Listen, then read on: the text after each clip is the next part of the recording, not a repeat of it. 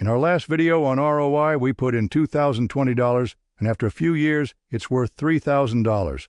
That's a total return of about 48.5%. Sounds great, right? But here's the real question. How fast did your money grow each year to get there? That's where something called CAGR comes in.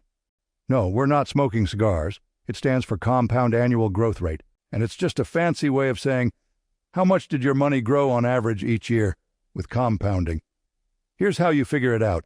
Start with the final amount, in this case $3,000, and divide it by what you originally invested, $2,020. That gives you about 1.485 or 48.5%. Now here's the key part. We want to figure out what number, multiplied by itself once per year for 3 years, would get us to that 48.5%. And when you do the math, that number is about 1.141.